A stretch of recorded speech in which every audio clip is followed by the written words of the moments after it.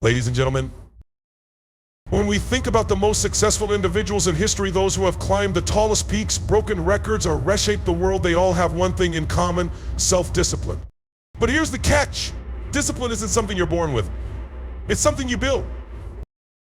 Self-discipline is not about restrictions or depriving yourself of joy. It's about aligning your actions with your purpose.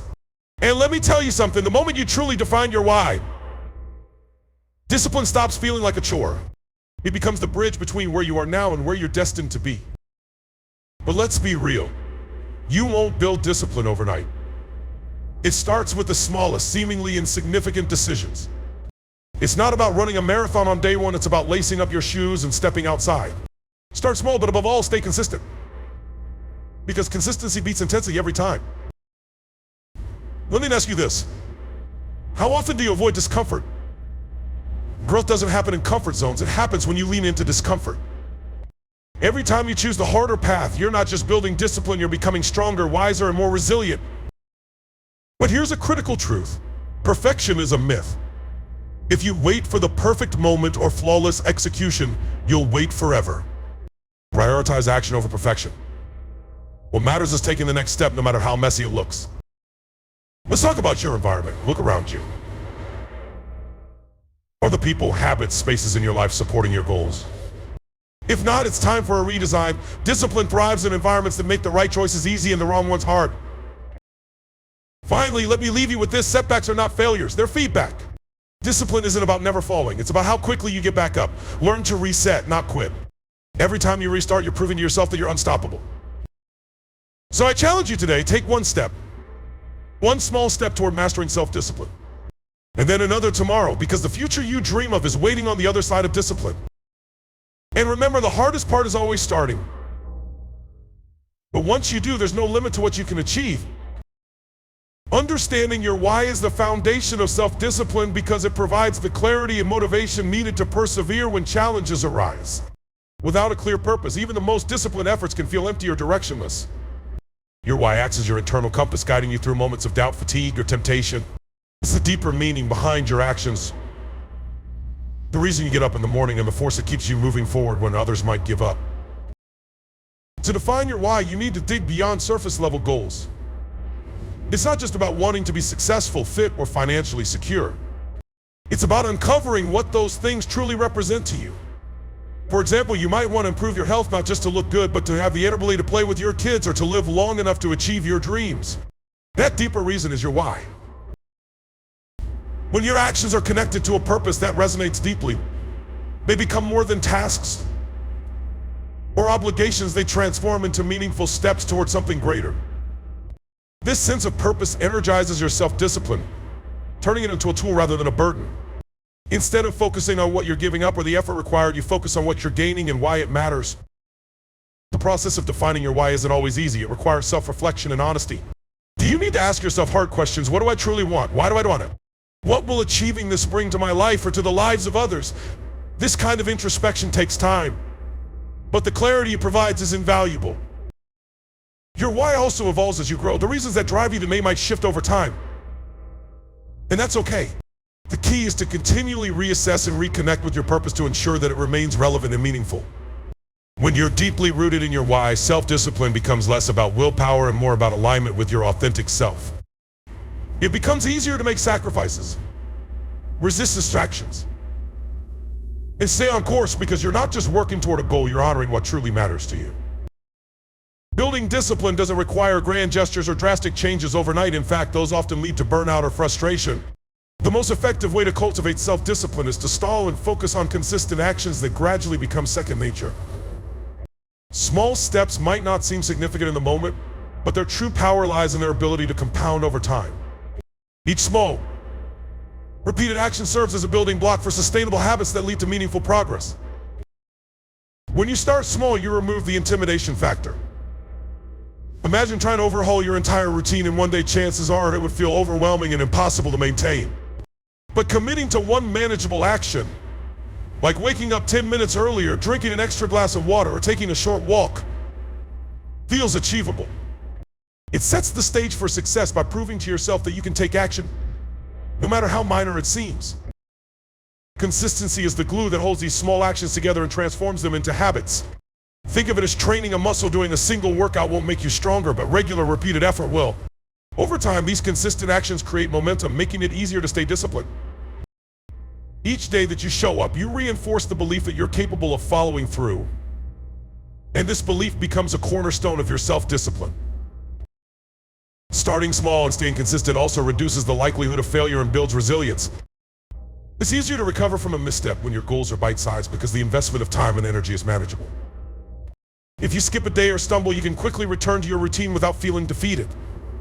This approach encourages persistence and fosters a sense of accomplishment, which fuels your motivation to keep going. Another advantage of this method is that it allows for gradual adaptation. As you repeat small actions consistently, they become habits that require less conscious effort. Over time, you can build on these habits, stacking new actions on top of the foundation you've created. This incremental growth makes the process sustainable and ensures that the changes you're making are lasting. By starting small and staying consistent, you create a roadmap for mastering self-discipline. It's not about instant transformation, but about steady, deliberate progress that compounds into remarkable results. Remember, the goal isn't to sprint toward a finish line, but to create a lifestyle where discipline becomes second nature, one small step at a time. Embracing discomfort is a fundamental principle of growth and self-discipline because true progress lies beyond the boundaries of your comfort zone. It's natural to gravitate toward ease and familiarity. Our brains are wired to seek safety and avoid pain. But comfort, while reassuring, often leads to stagnation. If you want to attain meaningful goals and evolve as a person, you must be willing to face challenges and step into the unknown. Discomfort is not something to fear. It's a signal that you're venturing into new territory where growth happens. Whether it's pushing your body in a workout, learning a skill that feels frustrating at first, or having a difficult conversation, these moments of unease are opportunities to stretch your limits. Each time you confront discomfort, you build resilience and expand your capacity to handle future challenges. It's important to reframe how you perceive discomfort. Instead of seeing it as a barrier, view it as a stepping stone. Discomfort is not the enemy, it's a teacher. It shows you where you need to grow and highlights the areas where discipline can flourish. The temporary unease you feel when you push yourself is a small price to pay for the lasting fulfillment of achieving something meaningful. To embrace discomfort, you need to accept that it's a necessary part of the process. Growth isn't supposed to be easy, it's supposed to challenge you, test you, and sometimes make you question your own abilities. But within those moments of doubt and difficulty lies the chance to prove to yourself that you're stronger than you thought. The more you face discomfort head on, the more it loses its power to intimidate you. It's also important to understand that embracing discomfort doesn't mean diving headfirst into overwhelming situations. Start with manageable challenges and gradually increase the intensity. This progressive approach allows you to build confidence and adaptability without becoming paralyzed by fear. Over time, what once felt daunting becomes routine, and you develop the mental toughness to tackle even greater obstacles. By embracing discomfort, you shift your mindset from avoiding pain to seeking growth. You start to view setbacks, failures, and struggles not as reasons to quit, but as part of the journey. Every time you step outside your comfort zone, you're not just moving closer to your goals, you're transforming into the person capable of achieving them. Discomfort is the crucible where self-discipline is forged. And the more you lean into it, the more unstoppable you become. Prioritizing over perfection is a critical mindset for cultivating self-discipline, because perfection often becomes the enemy of progress. Many people delay taking action because they're waiting for the perfect plan, the perfect moment, or the perfect conditions. But here's the truth: perfection doesn't exist. It's an illusion that can paralyze you and keep you from moving forward. Instead, the key to building self-discipline is to focus on what matters most, taking consistent, meaningful action toward your goals, even if it's not flawless. When you prioritize, you make a conscious decision to focus on actions that align with your core objectives. It's about understanding what truly moves the needle and directing your energy there. This doesn't mean every effort will be ideal or mistake-free. It means accepting that imperfections are a natural part of progress, and that moving forward, even imperfectly, is far more valuable than standing still in pursuit of perfection. Shifting your focus from perfection to prioritization allows you to let go of unnecessary stress and self-doubt. When you try to make every detail flawless, you expend energy on things that may not significantly impact your overall goal. By contrast, prioritizing forces you to ask, what is the most important thing I can do right now? It keeps you anchored to what truly matters, enabling you to make progress even when circumstances aren't ideal. This mindset also fosters momentum. When you stop striving for perfection, you free yourself to act, learn, and adapt. Each imperfect step forward provides valuable experience and insights that help you refine your approach. Over time, these incremental improvements compound, leading to substantial progress that perfectionism would have delayed or derailed. Another powerful benefit of prioritizing over perfection is that it builds resilience. Perfectionism can lead to fear of failure, making you hesitant to try anything at all. But when you focus on progress, you embrace the idea that mistakes are part of the process. You learn to see setbacks as opportunities for growth rather than as reasons to stop. This resilience strengthens your self-discipline, helping you to stay the course even in challenging times. Ultimately, prioritizing over perfection is about valuing action over inaction and progress over stagnation. It's recognizing that what matters most is not how perfect your efforts are, but how consistent and aligned they are with your goals. By embracing this mindset, you allow yourself the freedom to grow, learn, and succeed on your own terms. You stop waiting for everything to be perfect and start creating meaningful results right now. Designing your environment is a powerful strategy for fostering self-discipline because your surroundings have a profound influence on your behavior.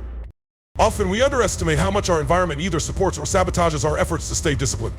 The truth is, willpower alone isn't always enough. By intentionally shaping your environment, you can make disciplined choices easier and more automatic, removing unnecessary friction from the process of pursuing your goals. An environment designed for success aligns with your intentions and minimizes distractions. If you want to develop a habit of reading more, placing a book on your nightstand or keeping one within reach makes it far more likely you'll pick it up. Conversely, if you're trying to cut back on unhealthy eating, keeping junk food out of your house reduces temptation and sets you up for success without requiring constant restraint. The beauty of an intentional environment is that it acts as a silent partner in your pursuit of discipline. It works in the background, subtly nudging you toward the actions you want to take. Think about the spaces where you spend the most time: your home, your workspace, your car. Are they set up to help you succeed? If you want to be more productive, decluttering your desk and organizing your tools ensures that you're ready to dive into your work without wasting time or energy searching for what you need. Your environment isn't limited to physical spaces, it also includes the people you surround yourself with.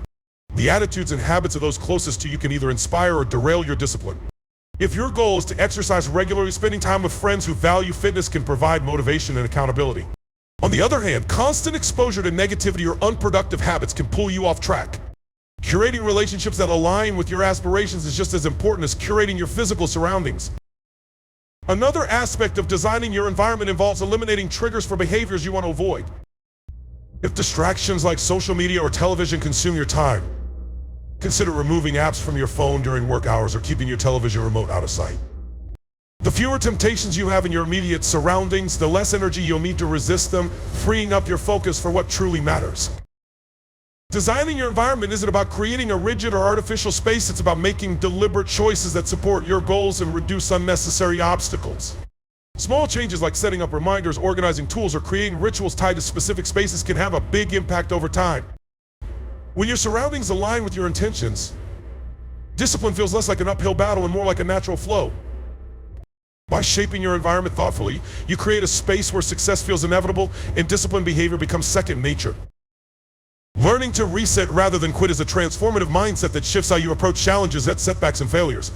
Setbacks are inevitable in any journey toward personal growth or meaningful achievement, but the way you respond to them defines your success. Quitting is final. It ends the possibility of progress. Resetting, on the other hand, is an act of resilience. It acknowledges the setback without allowing it to derail your entire journey. Resetting begins with the understanding that setbacks are not a reflection of your worth or your ability to succeed, they are part of the process.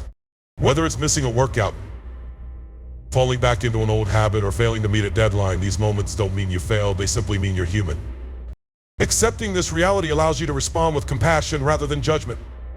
Instead of labeling yourself as undisciplined or incapable, you can see the setback for what it truly is, an opportunity to recalibrate and reel your goals. When you learn to reset, you develop a mindset of growth rather than perfection. Instead of dwelling on what went wrong, you focus on what you can learn from the experience. Why did the setback happen? Were there external circumstances, emotional triggers, or unrealistic expectations that contributed to it? By reflecting on these questions, you gain valuable insights that help you adjust your approach moving forward. This process not only keeps you on track, but also strengthens your self-awareness and problem-solving skills. Resetting also involves taking action, no matter how small, to get back on course. It's not about making up for lost time or overcompensating for a mistake, it's about regaining momentum. If you miss a day of progress, start again the next day. If you falter on a commitment, recommit to it in the present moment. The act of starting over, even after a stumble, reinforces your discipline and demonstrates to yourself that your goals are still worth pursuing. Another key to resetting is letting go of guilt and frustration. Holding on to negative emotions about a setback only drains your energy and distracts you from moving forward. Instead, view each reset as a fresh opportunity, a chance to begin again with more wisdom and determination. When you shift your focus from what went wrong to what you can do next, you transform setbacks into stepping stones. By learning to reset instead of quitting, you build resilience and adaptability. You come to understand that progress is rarely linear and that persistence matters more than perfection. Every time you choose to reset, you're affirming your commitment to your goals and proving to yourself that no obstacle can define you. This mindset not only sustains your self-discipline, but also empowers you to keep going, no matter how many times you have to start over. And so, as we stand here together, let us remember this: self-discipline isn't a punishment or a sacrifice, it's a gift you give to yourself. It's the commitment to align your actions with your aspirations, to show up for yourself every single day, and to embrace the challenges that shape you into the person you're meant to be. When you define your why, you ignite a fire within that fuels every step forward. When you start small and stay consistent, you build momentum that carries you further than you ever thought possible. When you embrace discomfort, you unlock growth that transforms your limits into strengths. When you prioritize progress over perfection, you free yourself to take meaningful action. When you design your environment, you create a foundation that supports your success. And when you learn to reset, not quit, you prove that setbacks are not the end, the powerful beginning. Self-discipline is not a destination, it's a daily practice. It's the quiet courage to choose what matters most, even when it's hard. It's the patience to trust the process and the resilience to keep going no matter what. So today I challenge you to take that first step, however small it may seem, because with every step, you are building the future you deserve. The journey won't be easy, but it will be worth it. And when you look back, you'll realize that self-discipline wasn't just a tool, it was the very thing that made you unstoppable. Thanks for watching and subscribe to my YouTube channel.